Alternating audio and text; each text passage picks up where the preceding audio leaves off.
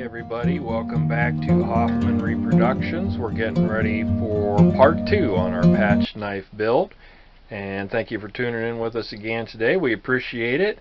On this segment we're going to cover final shaping and refinement of the blade. We're also, as you can see, we're going to fit it to our handle piece there, and I've chosen a nice section of deer antler that I had in my inventory here. I think it'll complement this knife nicely.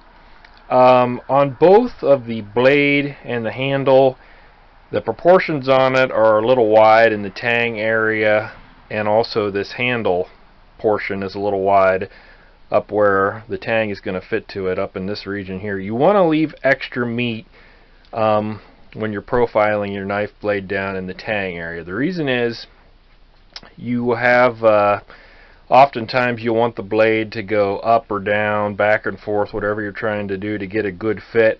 And more often than not, you'll wish you had extra meat in a certain area. So we are going to work the blade down on the grinder. I'm going to demonstrate that for you.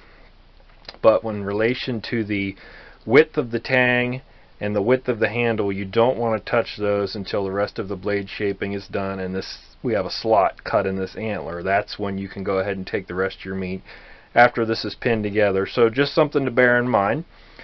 So again, we're going to have a two-way taper going on this blade.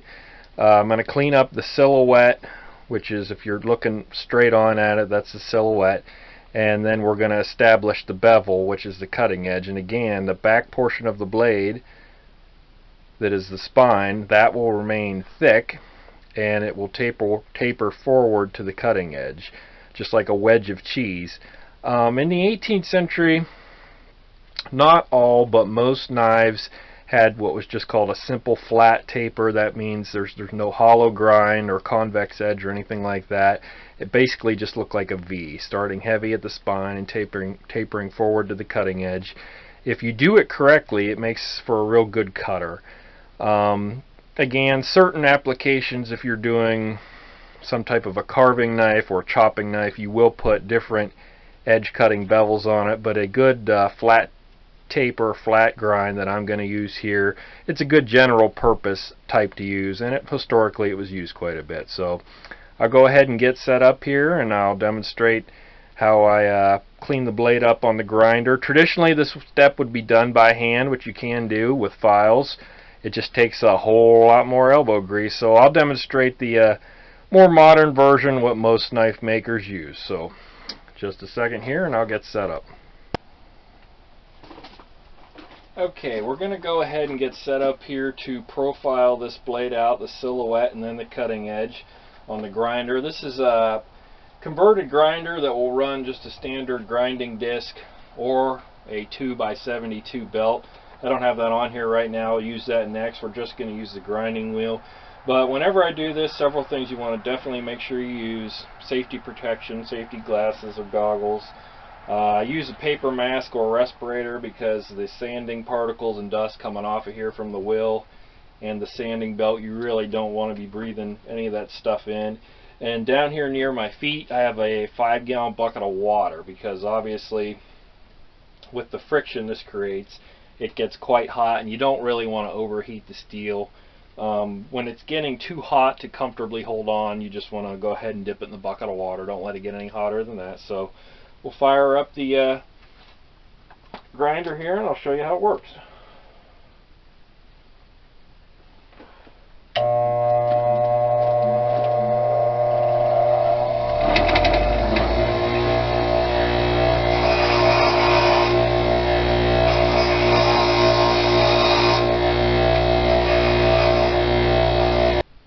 Alright, as you can see here, I've more or less established the silhouette that I'm going for. I didn't have a whole lot to do. It just took a few minutes because, as we mentioned previously, we did most of the shaping work at the anvil with the hammer, which is a good thing to learn, get proficient in, save you time at the grinder. So on this next grind, what I'm going to do is establish the cutting edge. So again, we'll keep the blade the thickness as it is. Just one thing to mention, on a lot of knives I will generally try and put in what's called a distal taper. and that's a taper on the back of the spine. So in other words, it starts heavy back here and it gently tapers in the whole length of the cutting edge. It reduces weight and it also looks really good. But as far as the cutting edge is concerned, it's a little bit thinner than the spine, but nowhere near where you could put an edge on that. So we're going to go ahead and work down the cutting edge now. I should add, when you're doing this, especially if you've never done it before, you don't want to let the grinder run too far along the back portion of the spine. It's okay if you get into the tip area here, but if you're grinding up and you get into this area here, that can dip into your spine and really be hard to remove with the filing that comes next. So you can keep it shy, 2/3 of the blade, and if you want to leave the top third more or less untouched for the next step, I would recommend it. So back to the grinder, and we'll get to establishing the cutting edge on this little knife.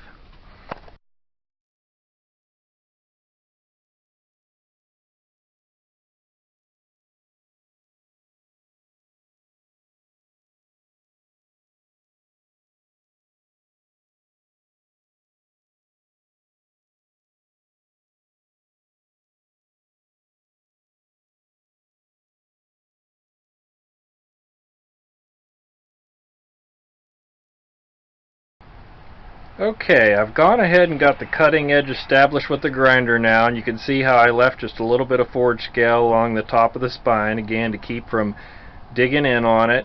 Also, you may have noticed, I don't know if you could see it or not, I occasionally will sight down the cutting edge, because just like forging, you need to take material off equally on both sides. I don't just remove metal on one side of the blade, we do that on both. And you also want to make sure you're taking it off evenly. In other words, if you've got a little bump out or a bend or a twist, now is the time where you want to get rid of anything that's keeping you from having a nice straight symmetrical cutting edge. So what I'm going to do next is go back to the grinder, and on the other side I put on my 2x72 sanding belt, and this will help even out the grind marks and set us up for the hand filing, which is coming next. So back to the grinder.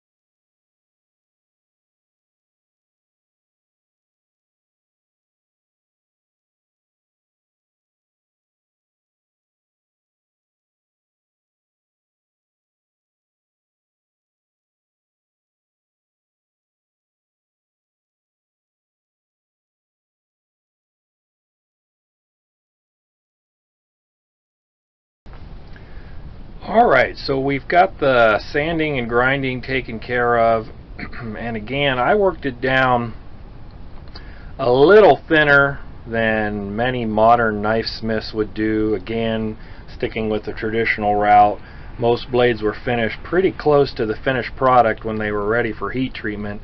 On your cutting edge, when you're working that down, you don't want to get it to all the way to finished. You want to leave it somewhat thick, because I'm going to hand file this blade now and further refine it, and if you work it clear down to a sharp cutting edge, it can get damaged during the heat treat. You don't want the steel that thick. I'd say you want it probably 2 sheets of paper thick is where I leave a small knife like this when I'm done filing it, working it down and getting it ready for the heat treat. But this next process, in my opinion, really makes a handmade knife superior to a lot of store-bought knives, because we're going to work this blade down the traditional way it would have been done, by hand using files, and this really lets you smooth the blade out nice and really level it out good so that it cuts and slices very well. If you have a larger blade, or you have a lot of material that needs to be removed, you can use a double cut file. Here on this one, just to save myself a little work, I'm going to use a single cut because there's not as much material that needs to be taken off. But this involves a lot of elbow grease, and if you've ever wondered why blacksmiths tend to have large forearms, you do this for, you know, an hour on a sword blade or a large Bowie type or rifleman's knife, and you'll figure out why. It's very fatiguing on the arms, the shoulders, and the hands. So I'll demonstrate that here for you. And again, you want to keep it level. You might even notice when you're done filing on one, there'll be a slight bend in the blade. And not to worry, when you flip it over and do the reverse, that levels out because you're removing the same amount of material. And again, you want to pay attention to how you're taking it off. Equal on both sides. And something to bear in mind, a lot of these steps, you know, I'm just knocking right out. It takes a while and practice to get good at doing this. You know, working on the grinder is something you need to be very careful with. You can hurt yourself very seriously on that, and it just comes with experience and practice to get good with. And same thing with all this. It's just keep practicing and be safe is the main thing. So I'll demonstrate the filing here for you a little while and show you what that's like. Tighten my vise up a little bit. I've just got this clamped on a block of wood with a C-clamp and a piece of leather under it to help stabilize it. I usually will start on out at the tip, and when I'm satisfied, just keep working my way back. You can leave the file on there and go back and forth, but you tend to build a lot of crud up doing that, so I will pick it up at the end of each stroke usually. And you might encounter a dirty file or clogging your file up with metal bits, and that'll leave a nasty track or cut. I'm just dusting it off occasionally, but you can use a file card, which is basically just a stiff metal brush, to occasionally knock that off, because it will mess your metal up. So again, I didn't have a lot to remove. The tip looks pretty good. I'm going to work back a little bit. And along the cut or the spine, as far as the forged finish or forged scale, you want to make sure you get a lot of that off with your grinder or sandal, because forged scale will dull a new file very quickly. But as far as how much to leave on the back, depending on what I'm doing, what type of knife it is, dictates how much hammer marks, forged scale, what have you, that I'll leave on there. But it doesn't really affect anything. It kind of just depends what you're going for. If you want a very primitive, you know, backwoods type knife, well, I'd say leave hammer marks, forged scale, that kind of thing. On the spine, you want to refine the cutting edge, or about 1/3 to 2/3 of the blade. But it kind of depends what you're going for. So if you're doing something that's more refined, fit and finish, I'd say get rid of most of it. If it's more of a primitive colonial backwoods look that you're going for, it's okay to leave some of it. So continue on here. And one reason I like doing this by hand is it lets you feel and not just see the progress that you're making. You can feel where it's high or where it's low. Again, it takes a while, but I feel it makes for a very good cutting edge when worked down by hand. And when I start getting it about where I want, I will switch it over to holding the file straight at a 90-degree angle and push it. This is called draw filing. This was done in the 18th century on basically anything that was being finished by hand, metal, whatever it was, brass, iron, copper. And it takes the file cuts and it puts them vertically with the knife and will leave a pretty nice smooth finish on it. In the backwoods, you know, the colonial blacksmith, that's probably as fine a finish as they would put on a knife. They didn't have access to sandpaper like we did nowadays, so most of the iron and steel was finished by draw filing, and then they would probably switch out to a very fine file and draw file it, and then use an iron or steel burnisher to go back and forth and smooth it a bit. And you can get a pretty darn fine finish on a piece of steel or iron doing it that way. I've done it before on some knives and axes that I've made. We'll probably use a little sandpaper on this, but again, for primitive backwoods, that's about as fine a finish as you're going to get, is draw filing the blade.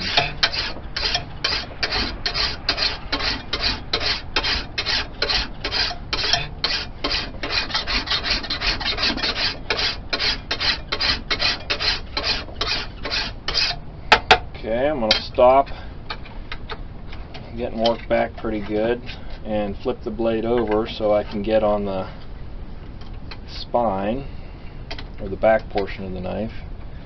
And don't be afraid to move the knife around, whatever you need to do. If you need to get at it at a certain angle, don't be afraid to change it. You want to be comfortable while you're doing this so that you don't make mistakes. And I'm also going to level out the tang. I did level it out on the sander a little bit. And again, if you've got real high or low hammer marks or indents or whatever, you want to try and get rid of those within reason, because that will show up in a sloppy fit on your handle.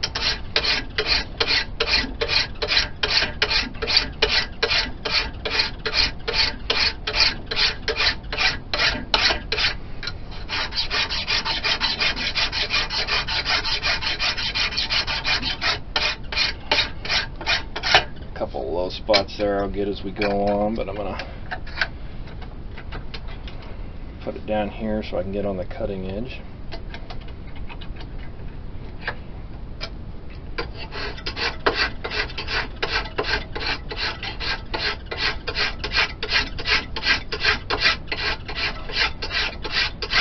And you don't want to get so caught up with smoothing and leveling the blade out that you forget to take steel off equally on both sides. You don't want to work all your metal off on one side and then remember, uh-oh, forgot to take it off on the other side, because once you finish smoothing it and getting rid of all the sander and grinder marks, you may not have anything left on your cutting edge, so you need to be careful, pay attention.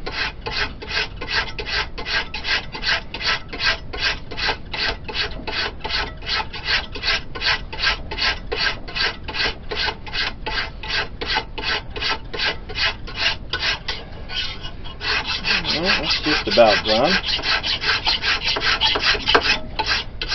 Okay, I'll probably take that down just a little bit further, but I'm going to flip it over and get the other side taken care of. So, other side. Alright, so our filing is pretty much done. I've got both sides to a degree I'm happy with. Got the cutting edge worked down nice and fine, just, you know, a little bit shy of sharp. Again, you don't want to work that down so thin that it's at cutting degree, or you could damage your cutting edge. Even this is a hair small, but I think I can get away with it. Went back and forth several times. Also filed the tang flat, which is important to get a good fit.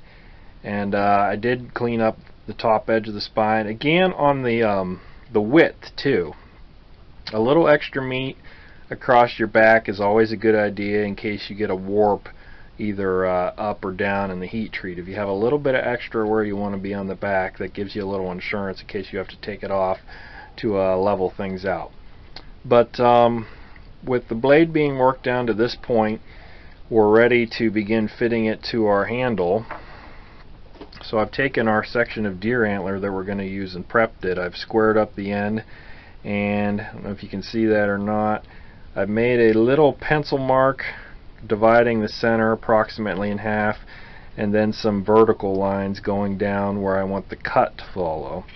And it's not that I absolutely have to stay on that line, but if I keep it in the realm, I'll be safe. So the next step is going to be slotting this particular piece of antler, which we're going to mount in the vise and take care of with a hacksaw. So that'll be the next step. Alright, so I've got the antler set up in the bench vise. When doing this, when you have it clamped in here, I have padded jaws. You want to make sure that you're padding the antler, because if you just stick it in the jaws of the vise, you'll damage it, which you may damage it in a location that you can't get rid of. So something to bear in mind. So I've got it tightened up good to where it's not going to move around too much. I've just got a standard hacksaw, And antler is pretty tough, so be careful when you're starting. It's going to tend to want to slip off. You get a bite established, and just let the saw do the work. Take your time and check from time to time on both sides to make sure you're staying approximately on your line. And just keep going to your all the way down to your plunge cut line. Alright, we've gone ahead and got our antler slotted. You can see a faint line going down it now. It's okay if you're off your line just a little bit, because the width of the saw cut, even on the thinnest knife, is not going to fit. You should have some extra meat there. To take care of the final fitting, what I like to do is use a small 1x32 belt sander. I have a Harbor Freight, just a cheap Harbor Freight model, with a fairly aggressive 50 grit belt on it, because this deer antler is very tough, and I'll actually use that to gently widen my slot.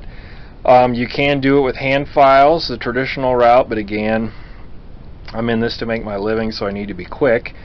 If you're doing it this way, you do need to be very careful, because this will remove material very fast, and it's easy to overdo it, and then you end up with large gaps in your handle and tang fit. So take it slow. This works good, but you need to take it slow.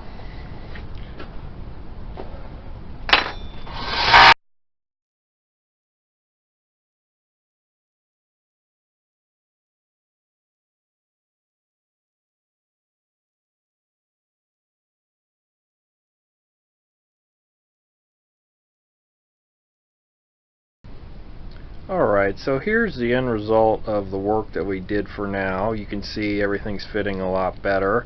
I've trimmed the tang a little bit and just refined things overall. It's not as far as we're going to take it. We're going to take this in and gently taper it in, the whole thing, as we go, so it's a nice smooth transition from the handle to the blade. One thing about knives in the 18th century, and actually everything, guns, knives, axes, just plain everyday tools, everything had a nice flow and a gracefulness about it. It was just something that was done at the time period. You know, craftsmanship was something individuals took pride in, so we try to replicate that. And on the next video, what we're going to do is I'll go ahead and show you how to install the pins or rivets, and after we get the holes drilled for that, I'll take you through the heat treatment and finishing of the knife. So the tang is just a little, you can't see it really good, but it's just a little proud of this antler. Again, you don't want it exactly where it goes, because when we drill this, it might move just slightly. We need a little bit of extra meat.